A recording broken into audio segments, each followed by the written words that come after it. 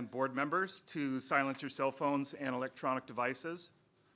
Tonight's board meeting is being live streamed on our UUSD YouTube channel. The link is accessible on our website. Trustees, please have your microphones turned on and speak into the microphone. If an audience member wishes to address the board, please fill out a public comment form and present it to Debbie prior to the beginning of public comment. Public comment is taken for items not on the agenda. Each speaker is given 3 minutes and a total of 15 minutes is allocated. Public comment for items on the agenda is taken at the time of the item. Each speaker is given 3 minutes and a total of 15 minutes per agenda topic. And if we can all stand up for the pledge.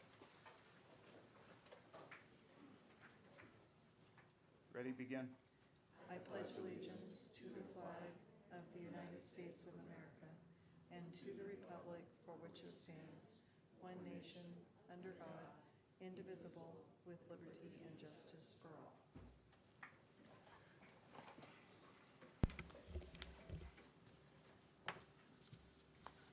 All right. Item C3, report out from closed session. There is nothing to report. Thank you. Item C4, approval of agenda. I'm sorry, could I pull, I should have pulled it out. From the consent agenda, can I pull the item G8? And then also, we will not be voting on item G17 or 18 tonight. We don't have the documents ready, so that'll come next board meeting.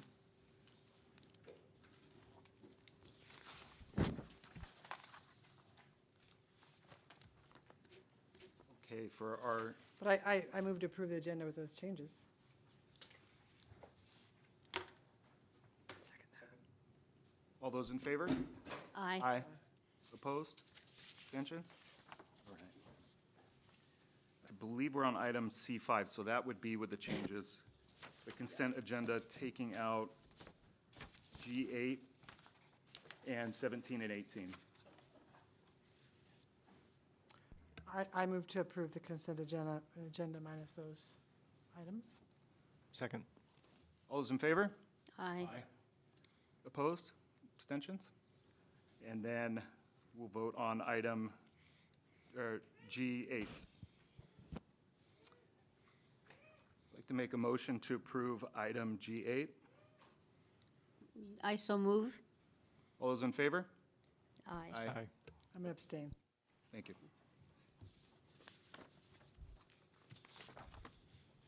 Okay, item C6. Gwen, welcome. Didn't we miss a second on that last one? I think Fred made the Fred, motion yeah. and he seconded. Thank you. Just one way or the other. We have been very busy at the high school since the last board meeting on September 11th, as we have been preparing for homecoming, participating in fall sports, celebrating Hispanic Heritage Month, and concluding the first quarter of the school year. Through the week of September 15th, leadership facilitated tie-dyeing days for each class to participate in. We provided white shirts, and classes dyed them their class color in order to have a shirt to wear during homecoming week without having to purchase one. Beginning September 15th, class warehouses have been open, with students helping to build floats for the homecoming parade. Further, students are bringing donations to bins at the warehouses for the canned food drive. Homecoming is next week. Monday the 13th is class color day with an 8 a.m. battle in the Tri and a rally at lunch in the Tri. Tuesday the 14th is class theme day. Wednesday the 15th is pajama day as well as college and career day. Thursday the 16th is purple and gold day with a lip sync rally in the Tri at lunch. Friday the 17th is class color day once again with class skits performed at lunch in the gym. The homecoming parade after school from 3:30 to 4:30 p.m. and the football game for JV at 4:30 p.m. and varsity at 7 p.m. They are playing Santa Rosa and the theme is class colors. Homecoming royalty voting will be open from 10:13 through 10:17 at 4 p.m. Lastly, the homecoming dance is on Saturday the 18th from 8 to 11 p.m.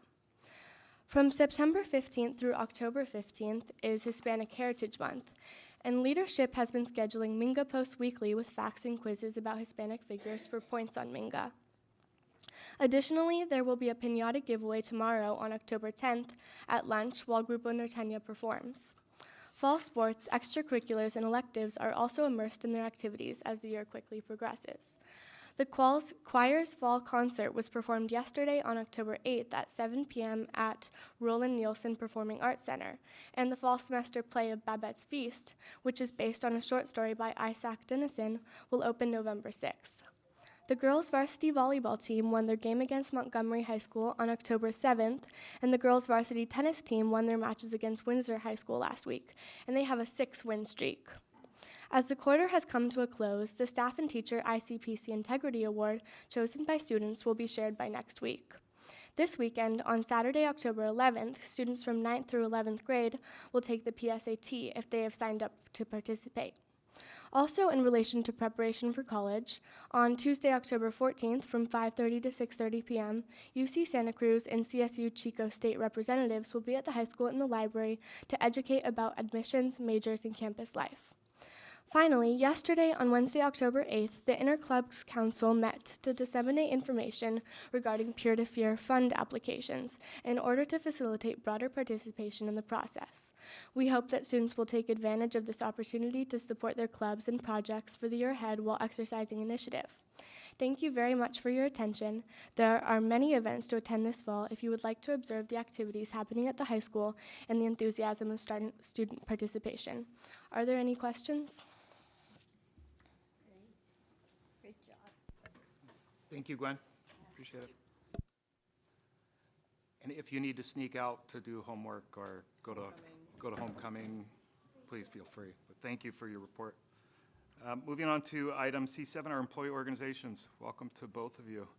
And we'll start with CSEA. Sarah? Good evening. Is that working? I always ask that. Good evening, Board of Trustees and Superintendent Cuban. CSEA is currently engaged in the endorsement process for the upcoming Prop 50 special election. Our president, chapter president, Lisa Rantala, has been actively phone banking for that to help increase the voter turnout for the November 4th election. Last weekend, we held a local job steward class here in our district, so thank you for the opportunity for us using the facilities here for that. What else? And then we are preparing for opening our successor year of negotiations, and that opens on November 4th. And that is, yes, sir. What's the job steward class that you I knew hosted? you were going to ask that. I am sorry. Job stewards assist so that instead of like Lisa does most of everything for when it comes to discipline or grievances or anything. So job stewards are there to do that also. They can be there to represent our members when there's anything that they need to deal with, whether it's discipline or they're even like conflicts with other employees, which unfortunately sometimes does happen, or if there's a grievance that needs to be filed, a job steward can handle that instead of putting everything just on the president. So currently there are 2 of us that have completed the class, myself and Stephen, and then I don't know who was at the class last weekend, but I do believe we have at least one more from our district that is that's participating in this current class. And the next class, it was in this paper that Lisa gave me. October 18th is the next one, so there's 3 classes for it. And then there's different things that you have to do. Like there's different tasks that you have to do in order to obtain that certification for it. That's all I have. Are there any other questions?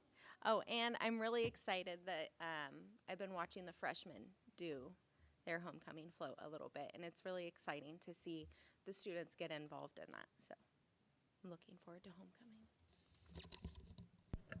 Thank you, Sarah. Jim from UTA? Can you guys hear me?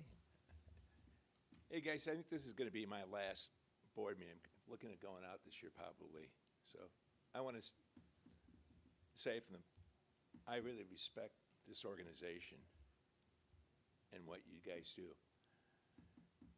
UTA right now, we're in a formula, and Steve and his team just did an excellent job working out the formula. what we see now, and crystal balling, it's going to be this way in the next few years. It's going to be a lot of one-time money.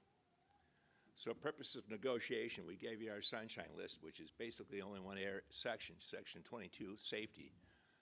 But negotiation is going to be looking at the one-time money and see what can we give, how can we get that back to employees right now? Because a couple of years without raises, with the added expenses that we all have,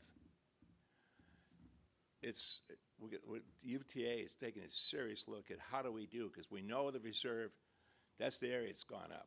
It went up from 3% state, 6% the board reserve you guys have. We're now at 13.3. So in negotiations this year, it's going to be what's there in the one-time money, what has strings with it, how can we do it? We had to do that a few years back when we had the COVID money and that came in. So we had that kind of one-time money. And that's going to be a pattern I predict you're going to see the next few years until we get this economy stabilized and we keep it ongoing money, to let you know that. We're surveying our members right now, and they're pretty strong. They feel strongly about this, for us to go at this as a bargaining team and to take it as far as we can. So, again, when we do that, I want to let you know it may come down to, wow, we're not attacking you. We're just going to look at, serious looking at the money. And we're going to give you the heads up on that one. But again, it's been a pleasure working with all you guys, really has. And from top down. And I'm going to miss this. Thank you.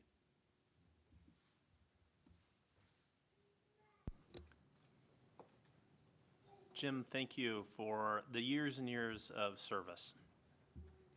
Thanks, Tad. Yeah, thank you, Jim. Moving on to item C8, Leadership Team Report. Mr. Stearns, it looks like you brought some guests. This on. Good evening, trustees, Superintendent Cuban. Yeah, I'm getting old and bored of hearing my voice, so I brought kiddos to kind of show you all the awesomeness at Eagle Peak. I will say that the leadership team is having a lot of professional development on using AI, and I'm challenged with graphics. So that's Redwood Valley B. That's AI's version of Redwood Valley, actually, with the Eagles. So AI is helping old timers like me. Okay, want to spend a few minutes on coding. Roberto, if you would come on up, and Ian, I think we're ready. I show you this slide frequently, but I really want to take you inside what we do with our fifth graders to provide a foundation for coding that leads into engineering and robotics and programming. And it's set in this MIT coding world called Scratch. And Roberto's going to take you through what he is doing. And I invited him to come tonight because I would be teaching and he would be 2 days and 2 steps ahead of me. And he was doing code that I couldn't even figure out. So Roberto, if you could tell me what this program is and what your code does. When when the green flag is clicked, it goes to 240, which is the length of how long the width is. Negative 240, which is the left. And then Y is 180, which is the height of it. And forever loop, it's wait 10 seconds. It's a death potion, so it waits 10 seconds and then it goes in. And if there's a snake and 2 chicks, and the 2 chicks are trying to get the snake, and the chicks, they go to the left on the negative 240, and then they pick random 180 to negative 180, which is up and down. And it glides 1.3 seconds to 180 and negative 180. And it's the same with the other one, it's just the time is different. Then there's another potion that makes it good, and it gives you 1 life, which is up here. Can you show the sensing code where you get a life?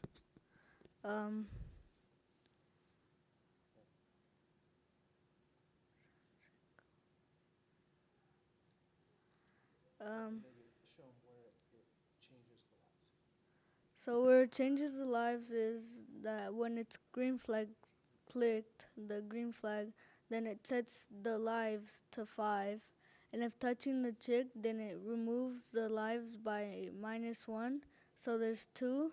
But if it touches the Sprite 1, which is this potion, then it gives you another life. Okay, that was really good. Let's demonstrate. Let's demonstrate one round of the game. It's really quick.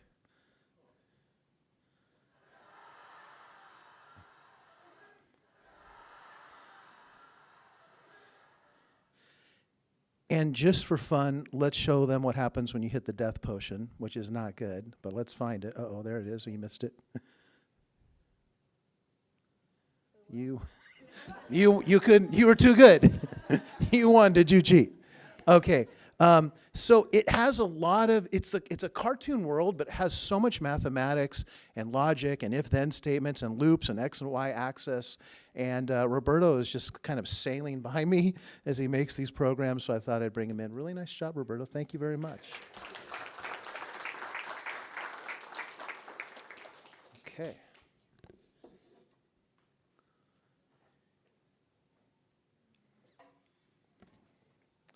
And we'll just switch over here in a second. Okay.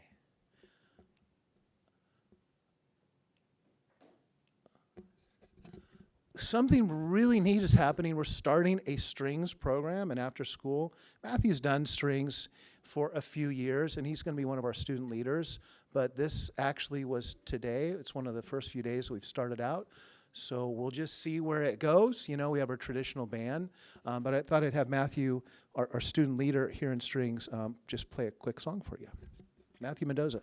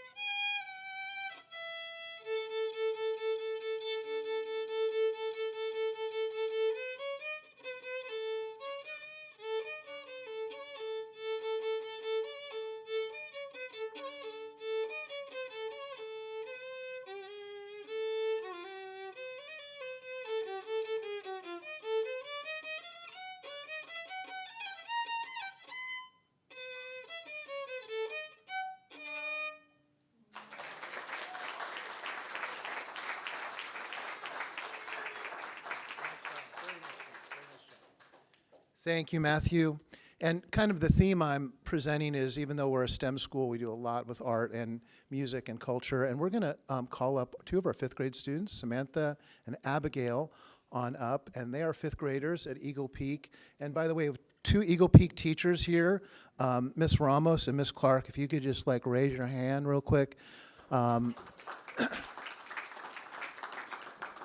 Appreciate you. Miss Clark has taken the lead on our STEM projects, and after the coding, we have a lot of Lego robotics we're going to be doing.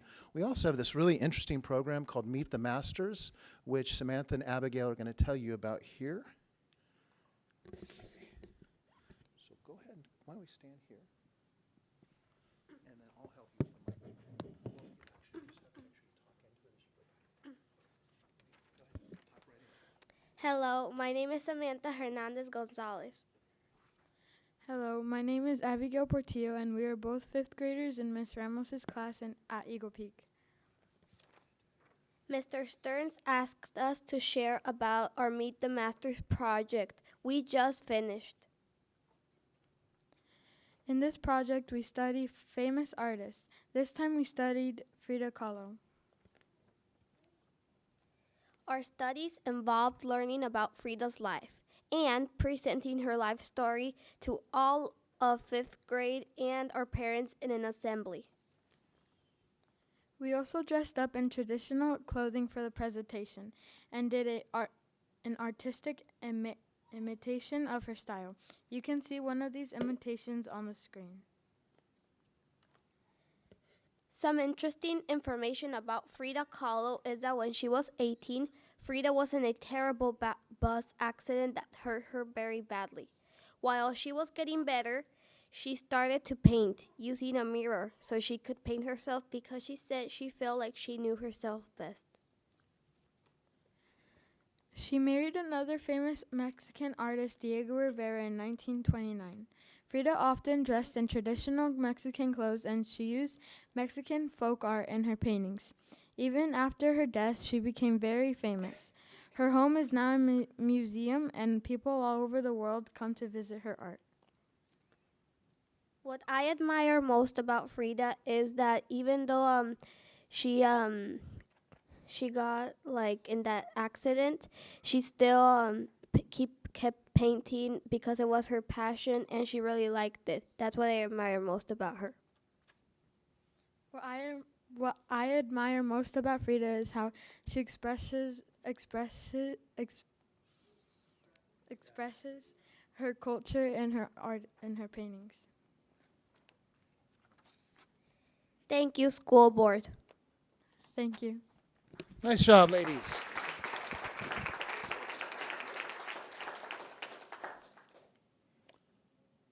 Yeah, it's a real in-depth study. When we were all in school, we just memorized a bunch of dates in our social studies and history classes for the most part. This takes the kids really deep into, again, the artistic imitation, the history, the presentation, the clothing, inviting our school and community together. So the 5th grade program at Eagle Peak is just a rock star, awesome experience. I can barely keep track of all the amazing things that they're doing, but that was one of them. Thank you, Ms. Ramos and Ms. Clark. Moving right along, lastly, I'd like to have Natalie, our yearbook editor, come on up. And Nika could not make it tonight, but Natalie's going to take you through just some of the projects going into our yearbook program, and thank you for being here. And first, I know we have a student life section in our yearbook. Can you talk about that just for a little bit?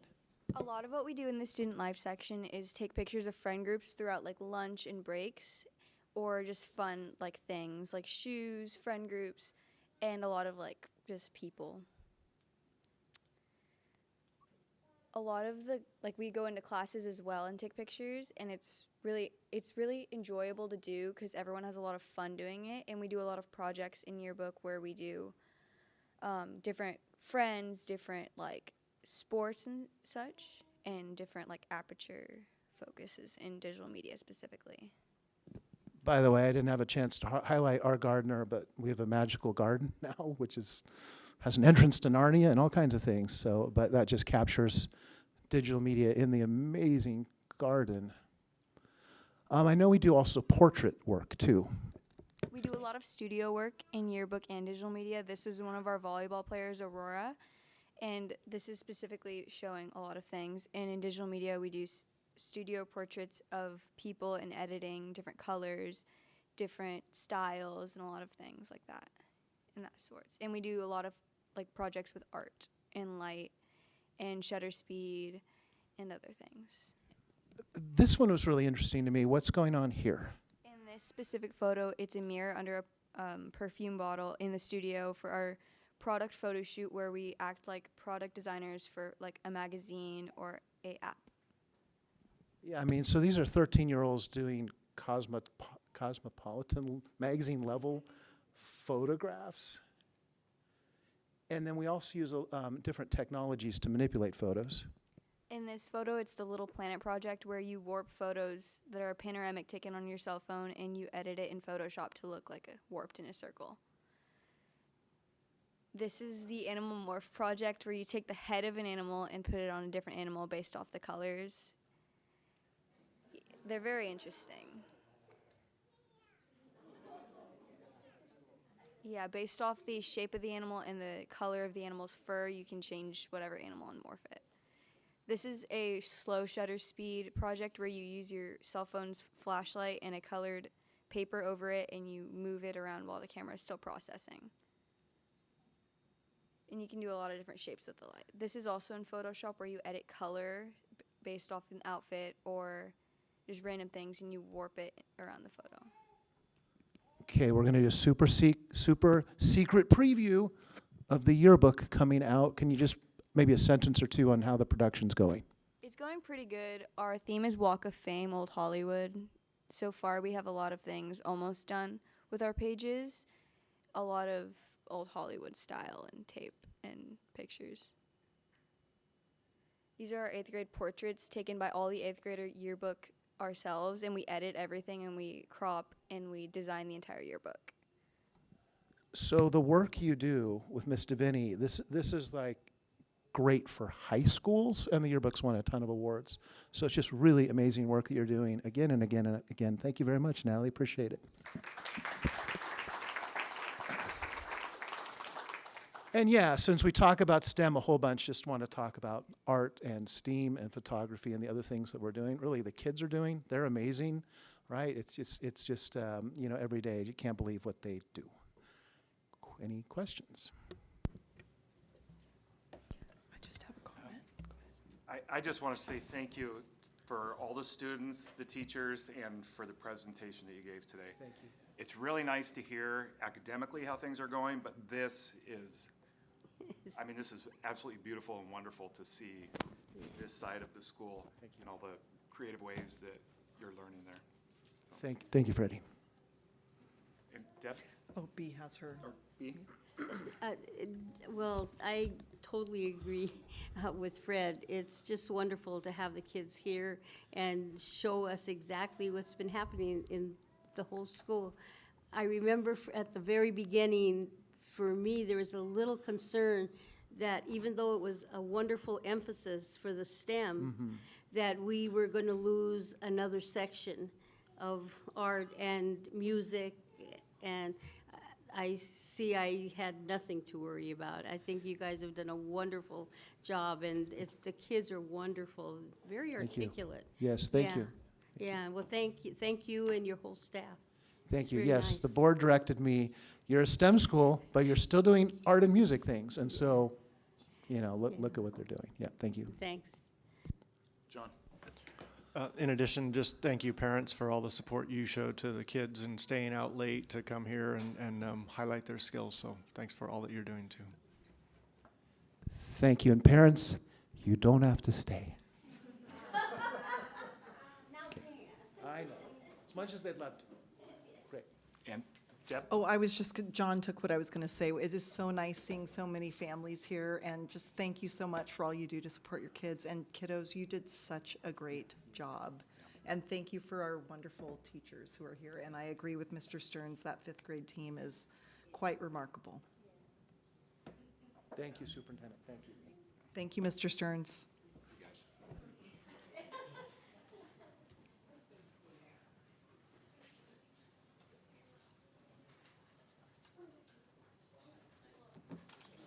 Okay. And moving on to item C9, Debbie, is there any public comment for items not on? Okay, thank you. Good night. And item D1, Child Nutrition Program Annual Update. Steve. All right, I'm gonna deviate from our planned script just for a moment. Do you ever have one of those mornings where you get a great night's sleep and you wake up right before the alarm clock goes off, totally refreshed? You get up, you get just the perfect amount of toothpaste on your toothbrush, the toast comes out perfect, coffee's amazing. That's not the morning Julie had today. It started off, well, it didn't last very long. By 5:45, you knew our software was down this morning. It's cloud-based, and every once in a while it goes down for a little bit, and it was down. And then Thursdays are our big delivery day. Gold Star Foods is our primary vendor, and we get a lot of our product on Thursday mornings. We typically pretty much own almost a full semi-trailer full of stuff. 22, 24 pallets, a lot of weeks full of stuff. Over 900, over 1,000 cases a lot of times. So today we were supposed to get 890 cases of food because we have a very special week next week planned. And then do you guys have that other picture for me real quick? We got 20 cases. 10 cases of frozen fish and 10 cases of mixed fruit. And we had no warning. I knew when the driver walked up and looked kind of sheepish and was asking if we got a call that we were in trouble, so we were. So Julie's day has not been great, but she's still here, so thank you for being here, and thank you for not running away and never coming back. And I know she's going to work through this, and we'll talk about that during our presentation a little bit, about how she's going to weather this latest crisis, because this isn't unusual. This is a pretty extreme one, I have to say. We haven't had one quite this bad. But yeah, very entertaining. I think they might have finally found our food. No, they're still looking. It was a computer glitch, is all we've heard so far. Yes. So if you see a truckload of food somewhere, maybe with a truckload of Guy Fieri's tequila together, maybe they're having a big party somewhere, let us know, and we'll go get our food. But in the meantime, it's going to be interesting. So with that, I'm going to stop talking and let Julie talk for a while. Oh, just real quick, I'm going to say one more thing, sorry. On the board agenda, you have the presentation online. You also have a second presentation. If you really wanted to nerd out on all the stats for how many meals we serve everywhere, how many meals we serve per site for the last 3 or 4 years, it's all here in this packet. So if you're interested, we're not going to talk about that with you tonight, but it's all there. So, okay. Thank you, Steve, for that. Thank you, board members, for having me here tonight. Like Steve said, it's been a very long day. I hope your guys' day was much better than ours. We have operated since 2018, 2019, our food program. We've been providing breakfast and lunch under our CEP so that every student in our district gets a free breakfast every day and a free lunch every day. This has increased our numbers quite a bit for our district, not just for, we've always serviced the low-income families, but we've had a lot of other families lately, especially coming out of COVID and stuff, that have had some financial things happen. So it's been a huge help to all of our children in our district. Next slide. Do I have the thing? So where do we feed students? We feed students at all of our elementary sites, middle school sites, high schools. We also have MCOE sites where we have our New Beginnings that is just down the road from our high school. We have Talmadge State Preschool and Ore Creek right across from the high school that we service as well. All of our preschools in our district, Calpella, Preschool Village, Small Wonders, and Ukiah Oaknoke Preschool. And then in the summertime, we do service Todd Grove Park.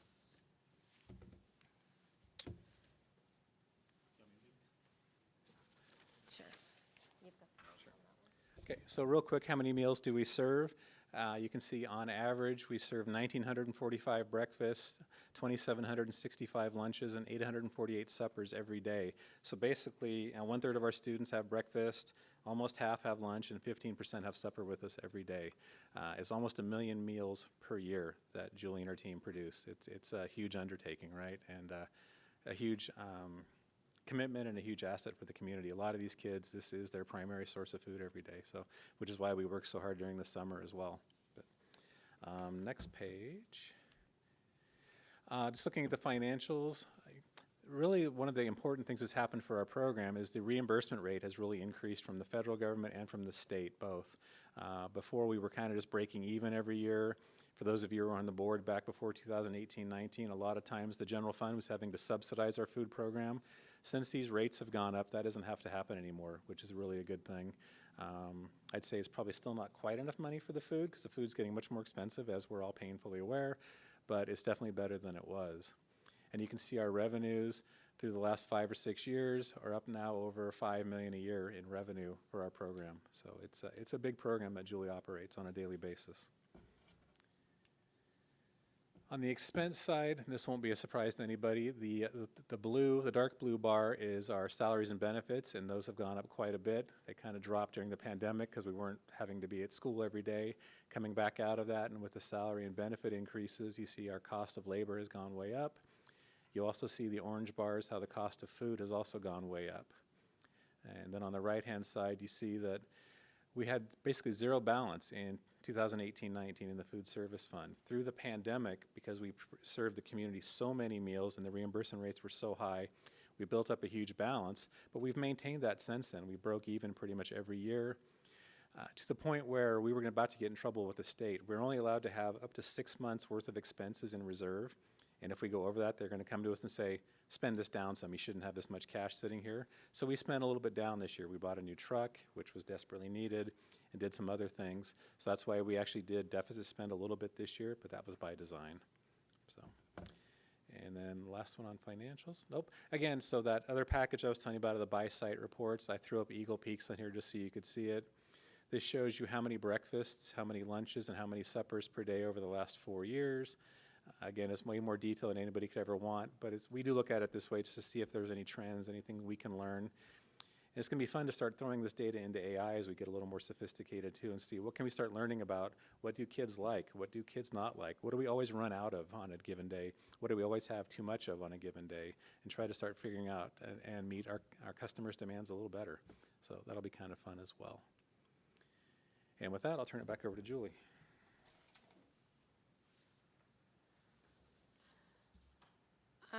Okay, so our program consists of quite a few people that we have working. We have 50 positions. So our sites, we have the leads. At the elementary sites, we have 3 people. Our middle schools have 4 people. The high school, we have 19 people that work up there. So the high school is very busy, but it's fun. We enjoy it. Okay, so what are some of the challenges? Some of the challenges we have in the food services department is we have sodium restrictions that we have to meet.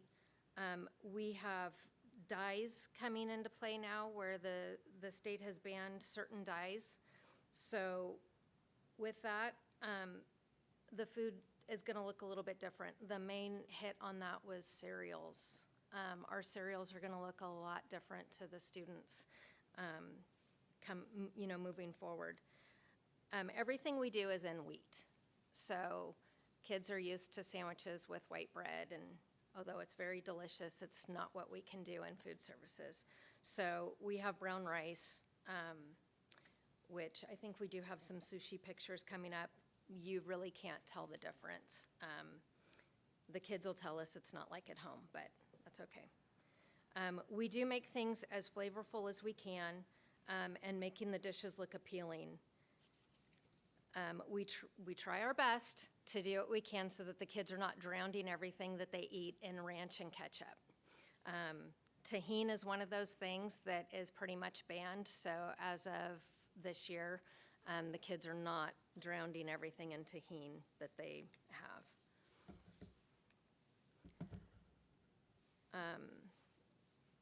So some of the challenges we have is obviously supply chain, like we talked about a minute ago.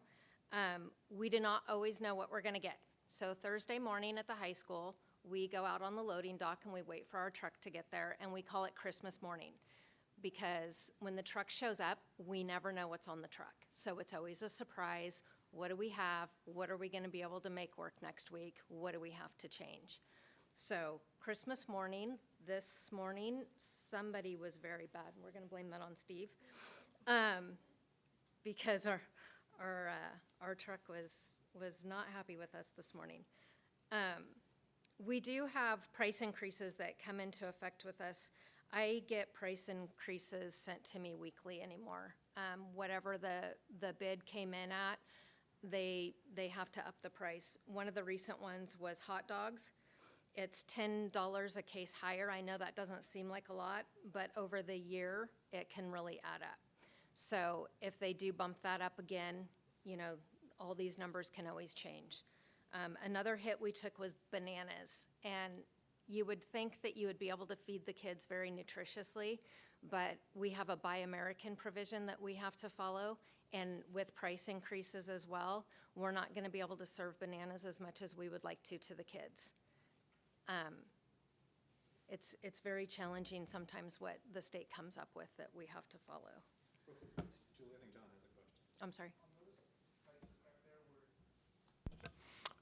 On those prices, it said like the price of a hot dog was up 23% and bananas were up 11.5. Is that like just from one week to the next that you're seeing that big of jumps? Yeah, so once they send us this price increase, that's in effect as of right now. It's a lot. Yeah. And that's just one item. So when you're looking at all the items that we do have, it can really add up fast.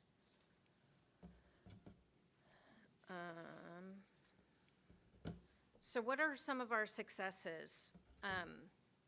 We actually had grant funds that we were able to buy a lot of equipment.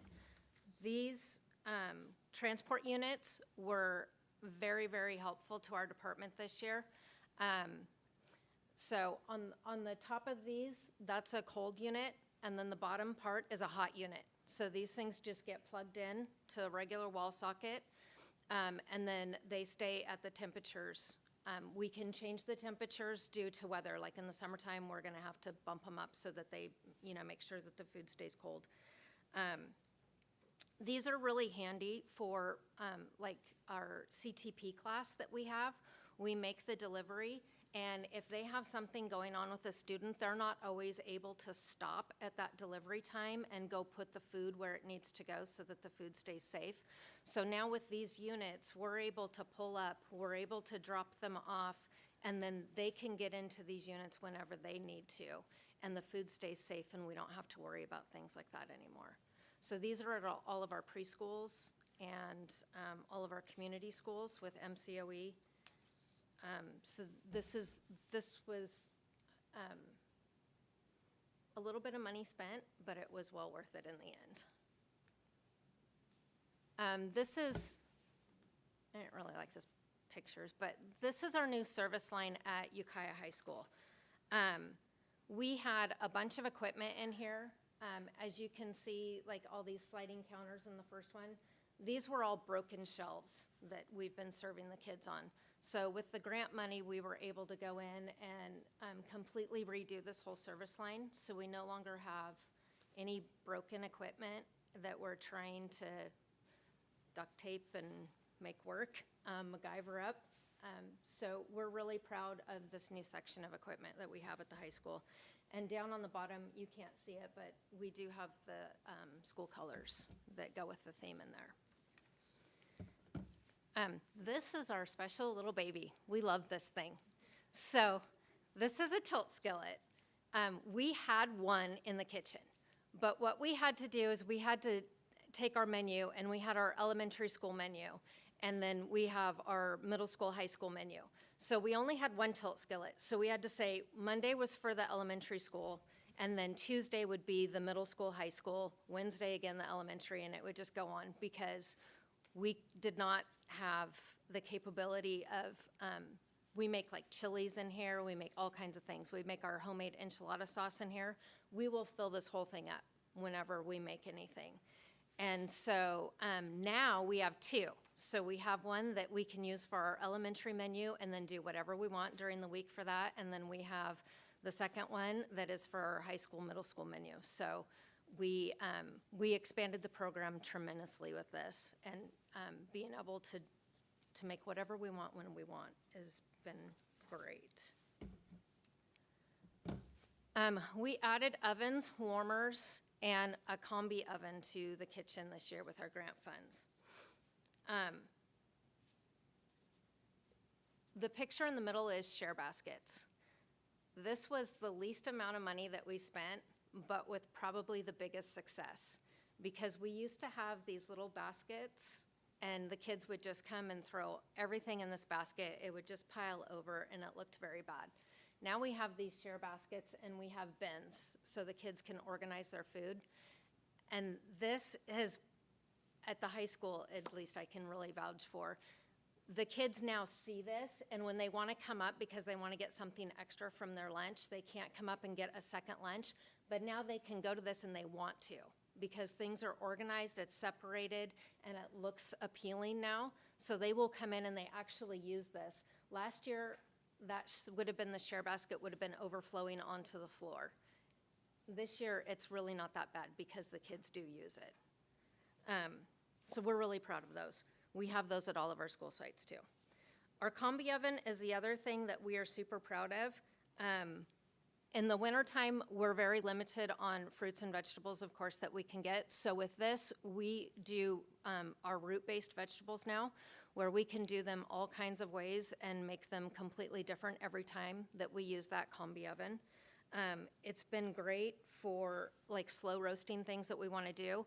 We have a lemon herb chicken that we can slow roast in that, and it's very juicy, it's very flavorful, it comes out really good. We can also do brisket that we did last week, and we topped on our mac and cheese, and it was a huge hit for the students. It's not bad, you should try it. Then we have student helpers. So we actually have 6 students currently working in the high school kitchen with us. This is one of our students, and he wants to be a butcher when he gets out of high school. But in the time being, right now, he's learning how to make sushi. So he comes in every morning and spends about an hour and a half with us, and does whatever we ask him to do in the kitchen, is very willing to try new things. He does not like fish at all, but he will sit and make sushi all day long. So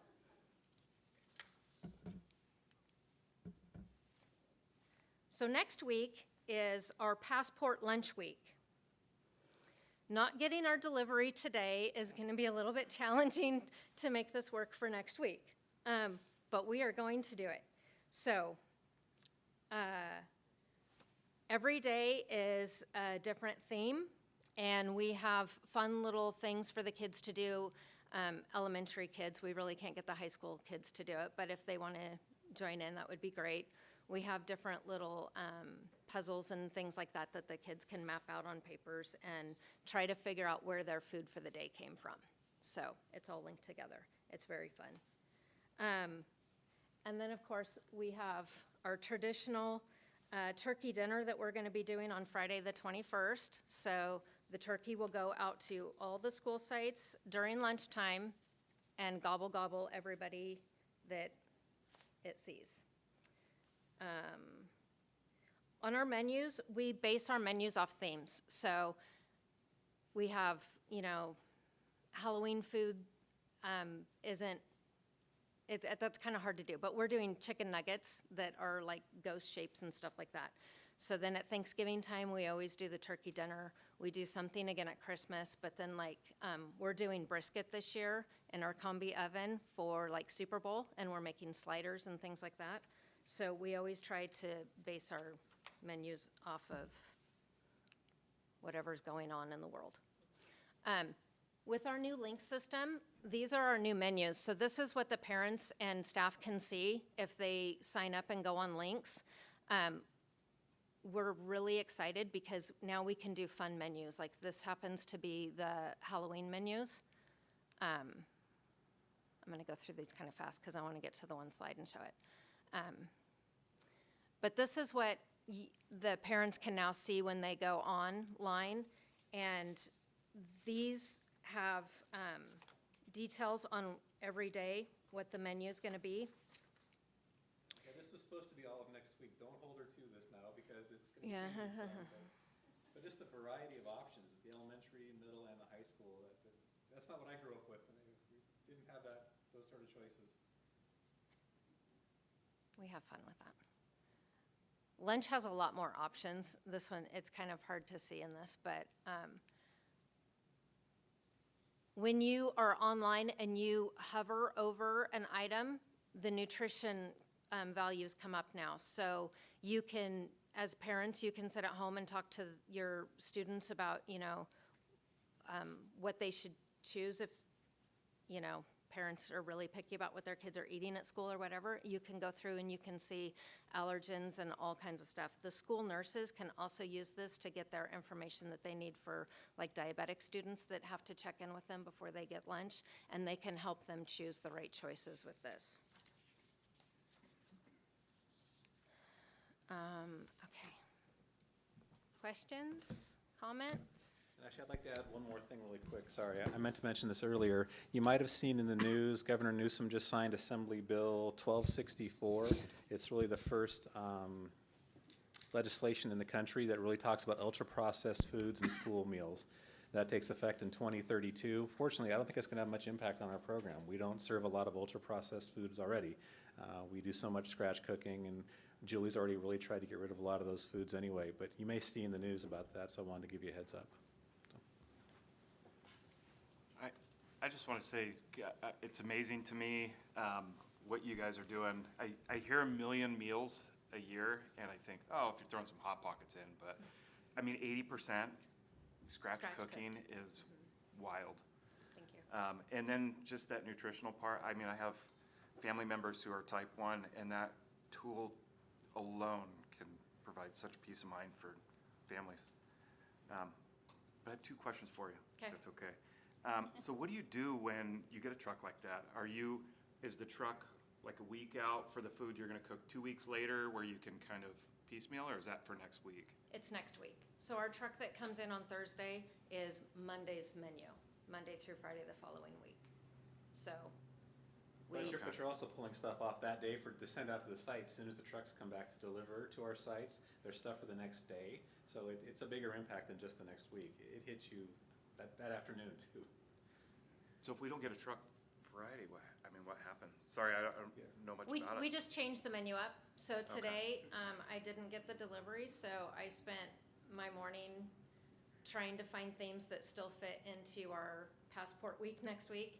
And just with products that we do have or that I can get from other distributors to get by for the week.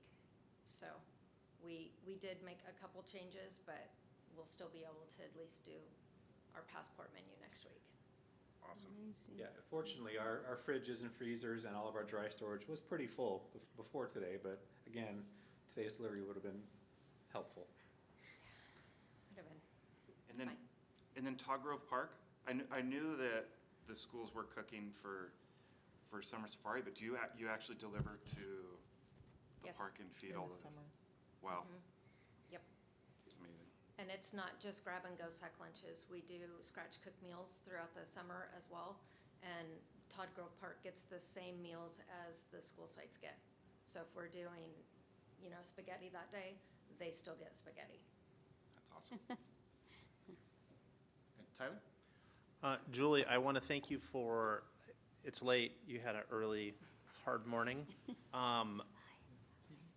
Hearing from you gives, as board members, we sit up here and we kind of don't really know what's going on. Probably shouldn't say that out loud, but too late. It's really nice to have you come in and just share with us the cool stuff that's going on, the issues that you've been having. So it helps us, I think it helps us do a better job. So thank you for that. You have some cool new stuff from all the grants. I'm wondering, are there any other projects in the near future that you're looking to get done or daydreaming about? Our daydreaming list is kind of coming to an end, but our next grant that we have to do right now is we're replacing the dishwashers that are about 25 to 30 years old at our sites. So we have grant funding for that. So that's our next project, is replacing and getting new dishwashers for our sites. It's not so much fun, but. No, but I can feel your pain. Our dishwasher at the tasting room literally rotted out the back, and getting a new one was really, it's a big deal. I'm excited for you. That's what we're looking at right now. It's the little things in life. I feel your pain. The other question that I had is food allergies. How do you deal with that? Is it an issue? Nuts, I mean, it seems like everybody has an allergy nowadays, but my kids both had nut allergies, so I'm a little sensitive to it. There's icons on them next to the items, Yep, and then if you hover over that item, where's the? No, but go to that next slide. Where It's back one, I think. So this one, it tells you what the allergies are in the food. So as parents, if they're going online and they're looking at that, they can make sure that they have that conversation. And then what we do in this system, when the students come through the lunch line and they have food, our system will pop up a screen and it said that, you know, this child has got a lactose allergy, a nut allergy, whatever. And so then as the site leads at the registers, they make sure that that student does not have any of those allergies on their plate. And if they do, then we take the plate and we go back and we get them something that they can have. You guys are doing a super job, thank you. And that is kind of unbelievable. It's changed a lot in the last few years. Yeah. John? Yeah, I mean, I think my comments are similar. It's just incredible to see what you guys are doing. I remember going to school lunches when I was a kid, and it was like pre-made steamed hamburgers that were who knows how old, or like mystery meat sticks or whatever, and there was like one option, and that was it. And you know, my daughter just went through to high school, my son's still there, and hearing and seeing the food that they're eating is pretty amazing that you guys are doing all of this. And I feel like so many people think of school as like the teachers and the classrooms and the sports and everything, but like 1 million meals a year is pretty incredible. And just looking at your menu items and how diverse they are was pretty amazing. And you're doing it all in like mostly the kitchen at the high school, and then shipping all the meals out to all the different school sites, and then coordinating all of that too. Yeah. Well, please pass your compliments to your crew too. But thanks so much for coming and staying late. I will do that tomorrow morning at 5:30 morning stretches. And B? Really, I want to thank you. It was a very yummy presentation. It really looked pretty good. And it's just nice to see the variety and how difficult it is in my eyes to be able to produce all of that looking good stuff and seeing that it is good for our kids. And so often on the news I hear really, I can't imagine where these kids go to school with some of the food that they're talking about. And because for a while you've been giving all our children wonderful stuff, and thank you very much. Thank you. Just one thing, I have the joy and pleasure of going to the kitchen every Friday morning as I work with students. Julie and her crew are doing breakfasts. So it is very joyful in our kitchen, and I appreciate your leadership, Julie, in making that happen, and it's really fun to watch them. So thank you. Thank you.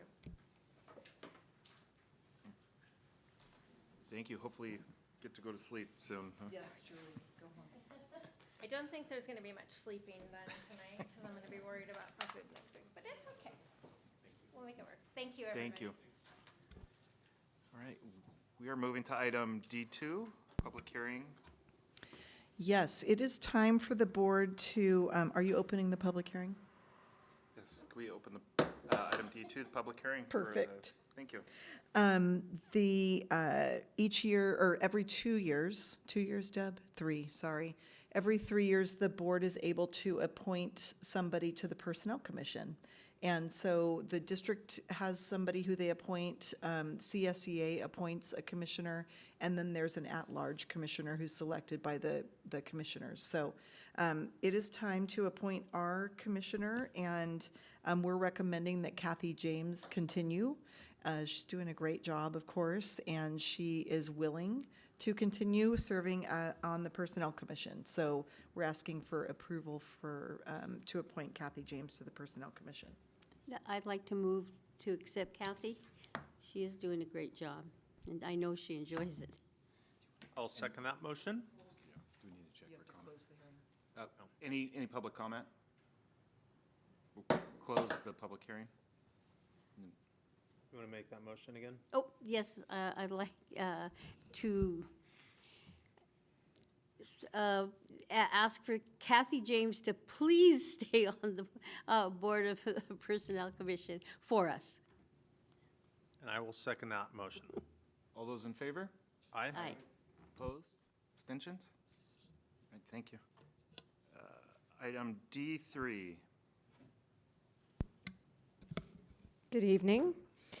I am here to tell you about the district's initial proposal for the 25-26 negotiations with Ukiah's Teachers Association. We are sunshining Section 11, that is Unit Member Evaluation Procedures, Section 21, Site-Based Decision-Making and Interest-Based Problem Solving, and we will always open compensation. It's open every time. And we talked to UTA about opening Section 12 just for the purpose of cleaning up language, and they agreed to that. So that is in need of approval. I move to approve the district's initial proposal for UTA negotiations. I'll second it. All those in favor? Aye. Opposed? Abstentions? Thank you, Angela. D4? I'm here to tell you the UTA sunshine list for the district to accept is Section 22, Safety, and also compensation, Section 8, as we did. In addition, they also agreed to open 12 for language cleanup. I move to accept their initial proposal for negotiations. Second it. All those in favor? Aye. Opposed? Abstentions? All right, moving along to D5.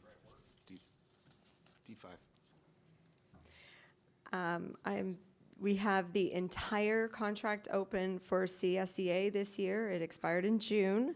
So we are able to talk about any article in negotiations. The district has an interest in focusing in on some, including employee evaluation, hours of employment and overtime, compensation, benefits, professional growth, leaves, early retirement, safety conditionings of employment, and drug and alcohol testing for drivers. Some of that is also due to new laws that have come out. So we think we'll focus in on these.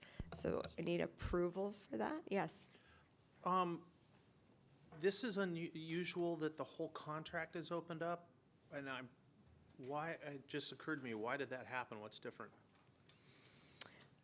So it's Expires, I think, the CSEA contract expires every 3 years, 4 years. I can't remember. Theirs expires. Right. I Yep. don't remember. Okay. Right. Thanks. So it gives us the chance to open everything, and then it goes back to a normal cycle until it expires again.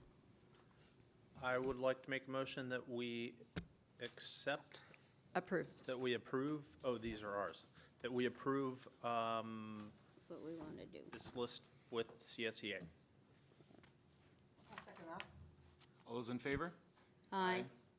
Opposed? Abstentions? All right, thank you. And number 6? Okay, I have CSEA Sunshine List. They have an interest in talking about Article 6, employee training, 9, compensation, and 10, benefits. They have also interest in talking about the drug and alcohol, and it's a lot of training in this document. And I'm asking you to accept their Sunshine List. I'll move to accept the CSEA sunshine list. I'll second that. All those in favor? Aye. Opposed? Abstentions? All right, thank you. Thank you. Thank you. And we're in Section E, item number 1. Open the public hearing for E1 for the resolution number 4.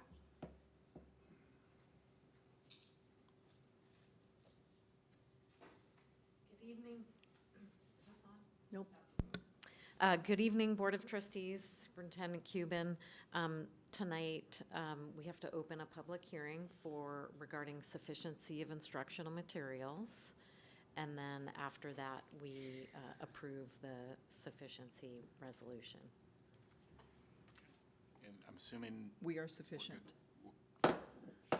close the public hearing? Are we approving? Yeah, you're At the public approving resolution number 4. I move to approve resolution number 4. I'll second that. All those in favor? Aye. Opposed? Abstentions? All right. E2.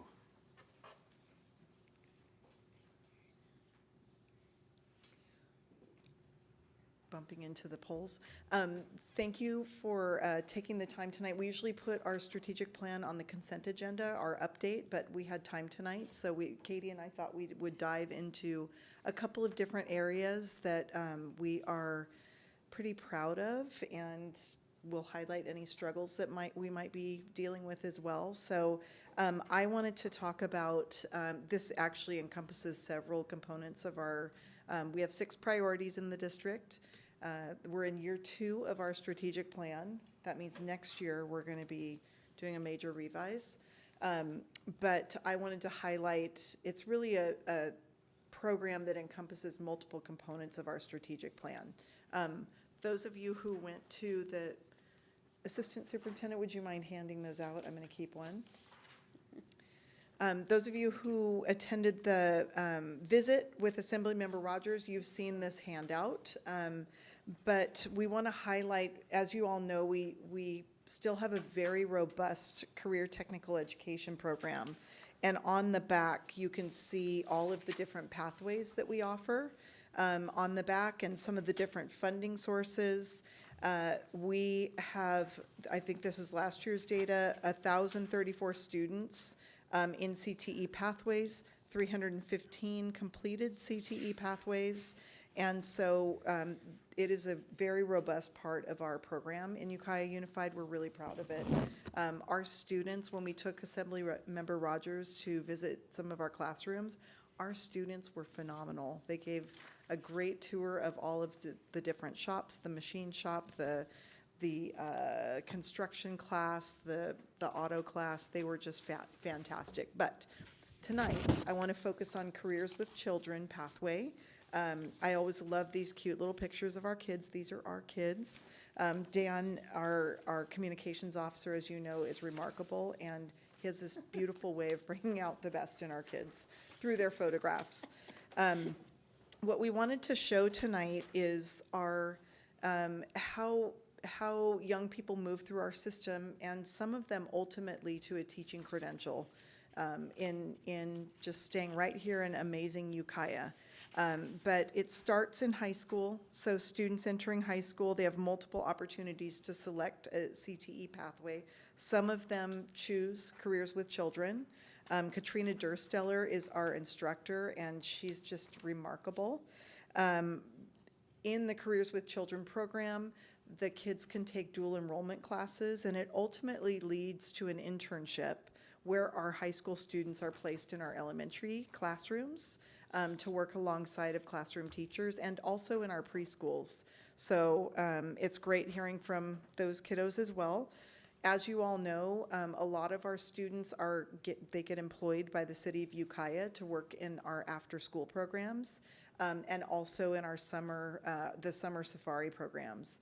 And that's funded through a variety of funding sources, but we're really proud of that program that we actually really accelerated during the pandemic. It was probably the one good thing that came out of the pandemic was this.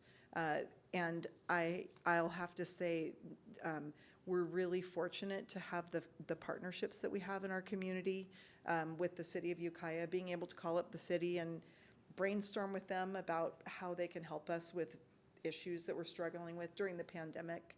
It was having enough people to serve our students and getting our kids, our high school kids, engaged in something outside of their computer screens. And so our kids have the opportunity to get jobs with the city of Ukiah working with kids. A young person can attend Mendocino College after graduation. Mendocino College started their, you can get a liberal studies, AA, associate's degree. After that, people can attend Sonoma State, and the Sonoma State campus, or classroom, is on Mendocino College's campus, so you do not need to drive to Santa Rosa if you want to pursue a multiple subject teaching credential. And then, of course, we're in year 2 of our residency grant, our teacher residency grant with Sonoma State. Last year, we had 9 people complete our residency program. We hired all of them, all 9. Many of them are bilingual. So our 2 sites for residency are Grace Hudson's dual language immersion program, and then Frank Zeke. So we are able to, we had several paraprofessionals who could not quit their job and do student teaching, although they wanted to be teachers. And this residency grant provides a stipend, a living stipend, so that people can actually do their student teaching and still get a stipend. So traditional student teaching, you student teach for $0, and it's very hard for people to get their credential with that, especially in our community. So we had 9 last year. We have 13 residents this year. 9 of them are bilingual, and so we're really excited. I will say, I think we only hired 1 multiple subject intern this year. We have been averaging about 40 interns. Those are people who are not, some of them have not even started their credentials, but they're getting into programs. We've averaged about 40 over, since I can remember. So we're really excited that we're kind of breaking this cycle through this program. I talked to one of our graduates the other day who recently graduated from college, and she was going to major in music, and she worked for the city in the after-school program, and it changed her mind about what she wanted to do. She realized she was great with kids. When she was in high school, she worked for the city, and she changed her major. She's going to be a social worker and work with kids. So she's back in town subbing for us while she applies to graduate school, and she will probably come back and be a social worker someday. She'll for sure be a social worker, but hopefully someday she'll come back to our community after she's done with grad school. So that is all very exciting, and we're really proud of that program. Coming on board next fall is a special ed residency program. So as you all know, we cannot hire enough special education teachers. I think we have 8 from the Philippines this year on visas. And so we're hoping this partnership that we are developing with Humboldt County Office of Ed and Humboldt State will get more of our people into special ed residency programs. And then my goal by the end of the year is to identify our single subject. Like, what are we going to do about single subject credentials, math, science, English? We're still hiring a large number of interns in those areas, so we're looking for a partner. This year we'll be able to write an expansion grant with our residency grant, and I'm thinking we'll go in that direction if we're able to write an expansion grant. And you all know also we are starting a partnership with San Diego State for an educational leadership program, which starts in January. We have 24 teachers of our teachers who have applied and been accepted into that program, and they will start their program, which is, it's 4 semesters, but a year and a half. So in 2 years from this June, we'll have 24 people with their administrative services credential. So, and it all starts with our career tech ed program, really. So we're really proud of all that, and but we're super proud of the work that we do with career tech ed. We're having just a few little growing pains here and there. We're looking at, Steve actually and his crew is looking at, we've had some requests from our visual and performing arts teachers on upgrading lighting and some other things in the theater program, so we're getting some quotes on that right now.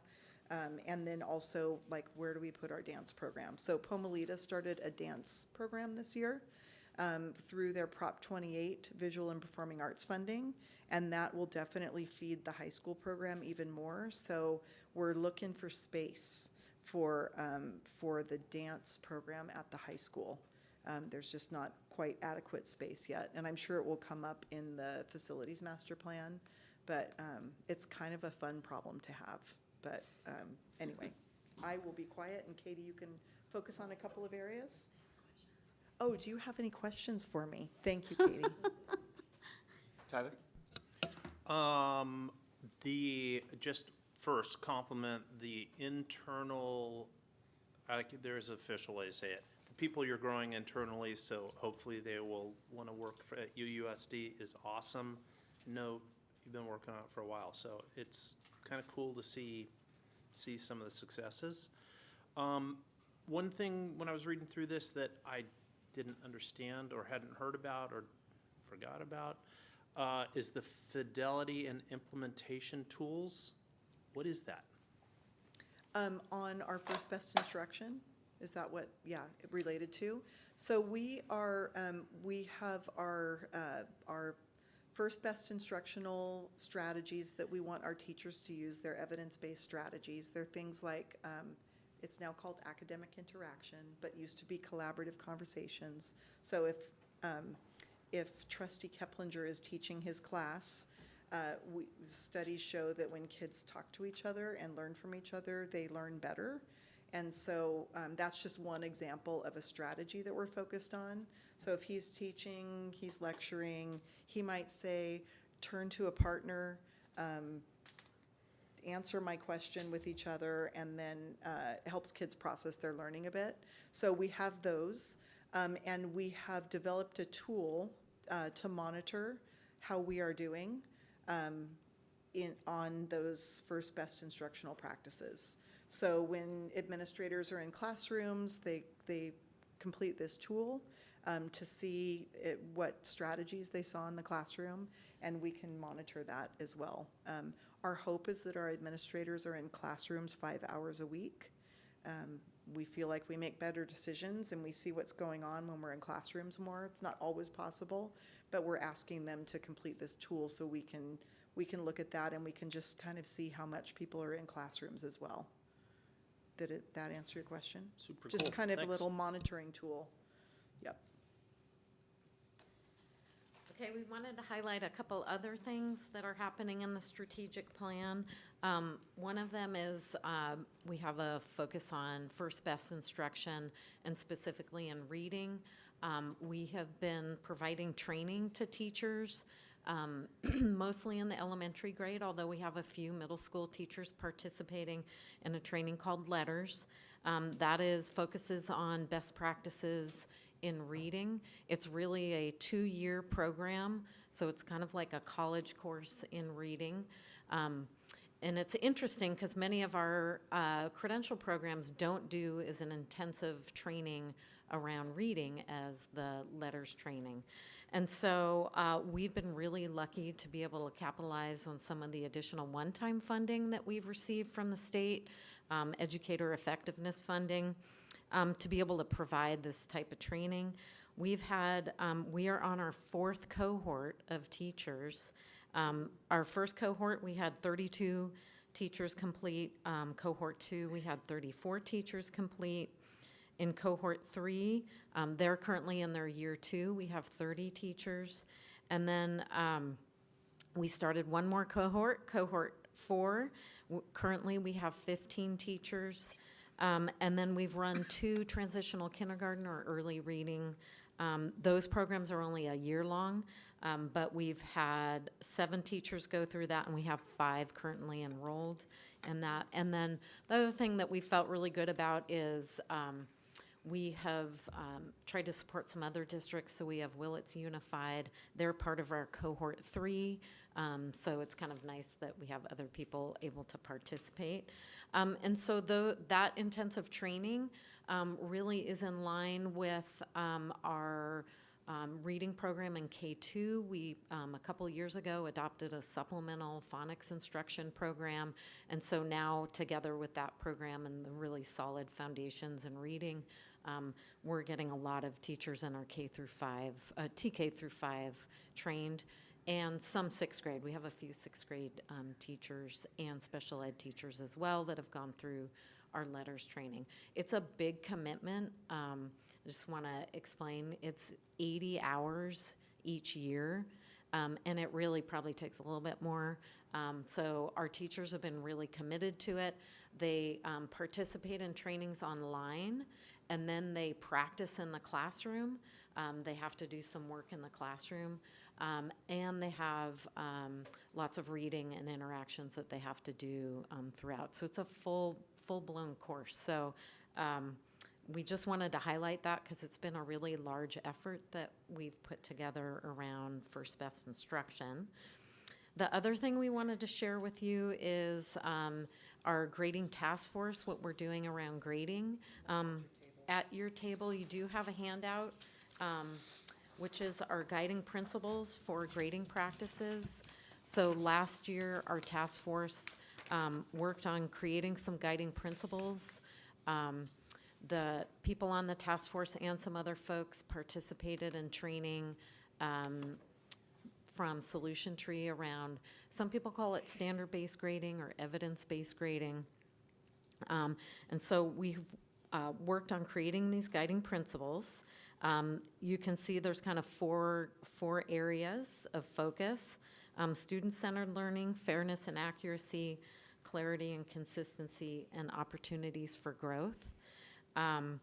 And we rolled these out this in August. We have 2 professional development days where the middle and high schools, this was rolled out to them. We had our director of secondary instruction help support that. And then also what we're doing this year is we have a strong focus. There's a lot of principles in here, but 2 of the main areas that we're honing in on are multiple opportunities for students to show learning, and then also feedback for students, because for students to be able to continue to improve, they need feedback. So those are 2 areas that we're focusing on. We also, that's connected to this, is that our grading task force is continuing to meet. We had our first grading task force in early September. And we are also, from the task force last year, we were able to bring in training from Eric Twiddell, who had presented to you before last year as well. And he trained our leaders from our school sites at our leadership network. And then our grading task force said, we really need this training for everybody, and we want to continue to work with Eric Twiddell. He's doing it right now. He's been doing it for 11 years. He's able to give us, really how we can do this. So Eric has met with our secondary leadership network and started training with our secondary leadership network. And he's also coming on January 5th, which is one of our all-staff professional development days. And he'll be doing a training for all of our secondary teachers. Middle school, they'll be broken into middle school, and then we'll have high school. So we have a lot going on. Also on November 3rd, which is another professional development day, the sites will have time to work on talking about the guiding principles, how they're rolling it out. And one of the strategies that Eric kind of helped us think about is really looking at our grade books and doing, having a process where we look at our guiding principles and we look at our grade books and are we aligned. So everybody's going to be working on that between now and November 3rd. So it was a very concrete strategy that we can look at to really kind of help us move forward. So we wanted to just share some of those highlights. Any questions on that? And then I have one, or anything in the update? So how many people are on the task force? So the task force, great question. The task force has 10 teachers and 5 other staff administrators, counselors, site administrators, district administrators, and a counselor. And a board member. Yeah. Right. And from that, you're saying that there are then trainings, these trainings Yeah. you're talking about? Is that with just that group? Or That's with our leadership network. So each school site has a leadership team that comes to professional development training. It's really in a collaborative, kind of more of a network style. And Eric Twiddell is presenting to our secondary schools. But those are teacher leaders and their principal, And the leadership network. And what has the response been, all of you guys working together? So far, I mean, it's always challenging. Grading is a very personal practice. And so it's always challenging because, we all experience grading. Yes. Then we basically learn it from whoever our master teacher was. And then we start working with our colleagues. So it's very personal, but for the most part, I think people are really feeling, there's still we really want to know exactly how to do it. you know, the technical nitty-gritty, so we still, but we're trying to work on the bigger picture stuff first before we get down to the technical aspects of it and really get our guiding principles going. So, but definitely some things that we're struggling with is, especially at the high school, is how do we give good feedback that helps students? How do we set up multiple opportunities to learn that aren't just reassessments, which we do have some really good systems in place, and she's not here, the principal. She was here earlier. You know, with the new schedule and the U time, it's allowed us to have a better system for that, both for support for students getting feedback and for allowing for them to show what they know again. We're also trying to really think about, I think one of the challenges that people are struggling with are what are other ways that we can have students show that they've learned something new. And so we have teachers that are piloting some practices. And that's one thing, the next step in the grading task force, people are going out, finding out who is practicing some new strategies, and then we're gonna come back and talk about that.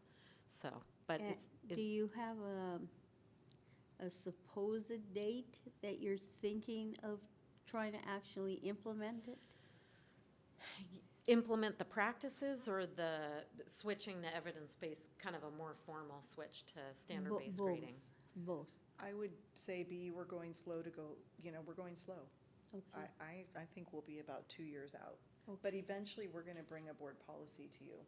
So we're not there yet. We're still learning. Our teams are still learning and trying things. So I think the practices like that Katie is describing are probably more important than the grading scale itself. Okay. So, allowing kids to show what they know. Some kids take a little bit longer to learn something than others. So anyway, the most important part is giving them opportunity to show what they know. And they may not get it the first time, but with some feedback and practice again, then they might get it. Yeah. So it's a slow process for sure. Well, and that's okay. And I think you'll have a slower process after you've sort of started with it, having parents really understand that. I remember when my kids were in elementary school 100 years ago, and they did a shift. We did a shift, and it was like shocking. It took forever to finally, and we had no, as parents, we had no training for it. We just went into that, that day of explaining how was my child doing, and we got this new system, and it it took a long time to figure. So it'd be also nice to remember. You'll have to do a little bit of understanding and training, but that's way down the line. Yeah. And for those of you who were in Dr. Twiddell's training for the board, he talked about that, that one of the most challenging parts was the working with the parents on the transition to what they were doing. Yeah, thank you. Yeah. And I was going to say, I got the great opportunity to be at Back to School Night. And one of the benefits of moving it even earlier in the year was, there were teachers explaining their grading practices. And one of our teachers who's really on the forefront, who's taking on piloting and some of this really idea that kids can keep learning. The parents were very receptive that were in that classroom. Took them a little bit, he explained, and you could see, and then people were like, oh, okay, got it, But I think it is really important, the parent education. One benefit that we do have is we have standard-based report cards in elementary school, and we actually sometimes have transitions in between elementary and middle where parents are like, wait, now we're doing grades. Yeah. So it is really important to train our parents and give them good information. Thank you. Yeah. Yeah, it seems like a very complex undertaking with all these different parts. And I've been exposed to it a few different times over the last while, and I guess where I'm curious about is, outside of a lot of specific questions, is just like, when students are transitioning from this new system into a junior college or workplace or standardized tests, where you have that chance to make the criteria, and if you don't get this same set of feedback and redoing. And so, like, I guess I'm like, isn't there a mismatch between if we shift to things where you're allowing redos and feedback, it seems like it could create more work for teachers to do all of that feedback multiple times, but then the transition into like, okay, now you're in college or now you're in junior college and they don't have the same standard. I'm sure you guys are thinking about that, but as I've been learning about it, I'm like, oh, how does this work if we all change in one direction and then plug into all these other systems that don't? Yeah, and we have some really good model schools that we're working with that have, I mean, that's why we're working with Eric, because, you know, he's experienced that in those transitions. And I think the real piece that it's whatever system we have is that we're really trying to encourage students to continue to learn. And so I think that's the guiding principles. And really, what Eric has told us is once you really get the system in place, students aren't reassessing, retaking that much because it's a different system.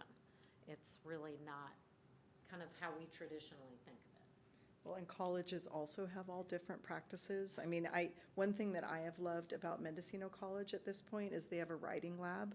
So kids have to submit their writing to the writing lab. It's part of their grade, and get feedback on their essay. And then they have to resubmit it to the teacher. It's just, you know, kind of a different form, but I love opportunities like that, that allow kids to get feedback before they submit their final. So I'm seeing a little bit more of that in college, but I have a very small sample size. Me too.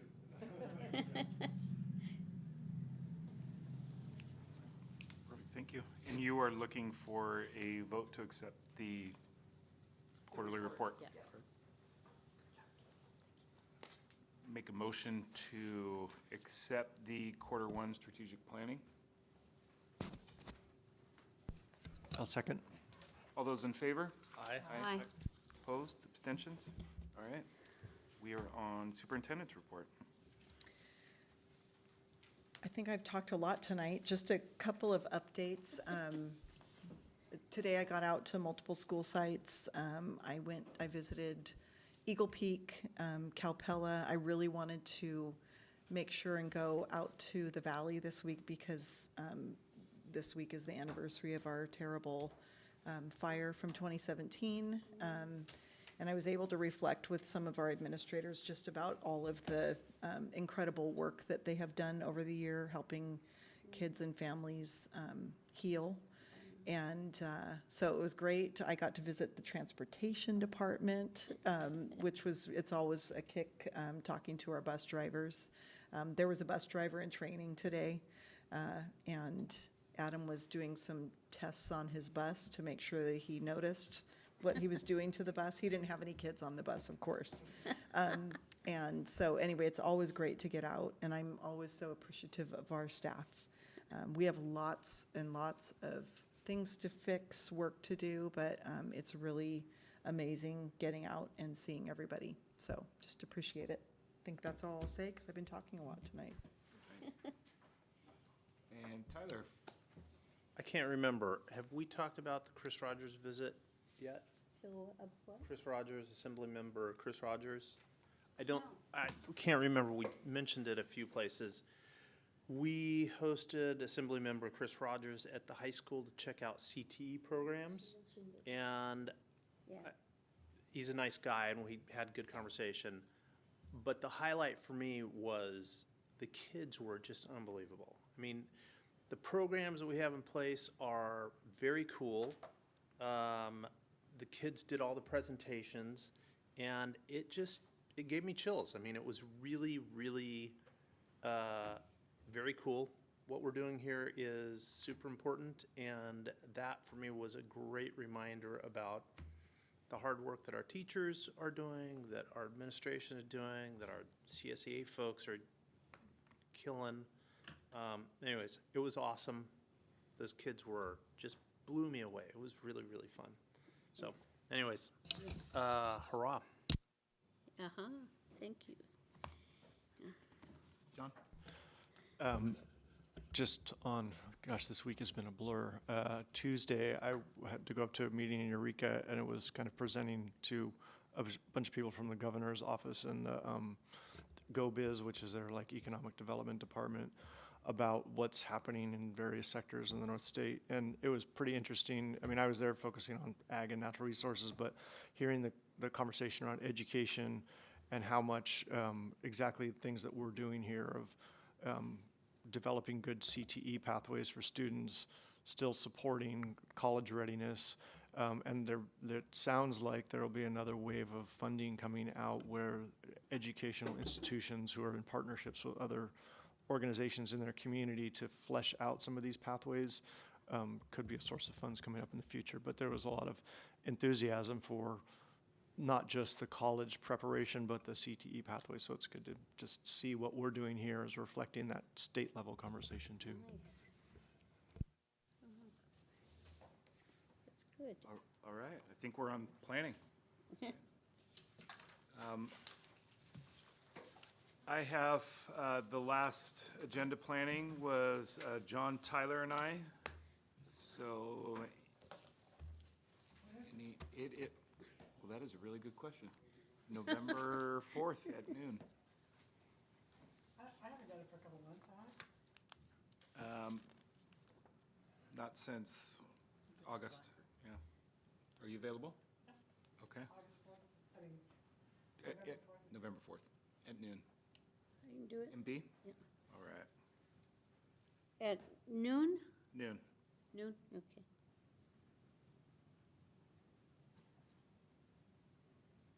Okay, I think we're done. Adjourn. Good job. Thank you, awesome tech friends.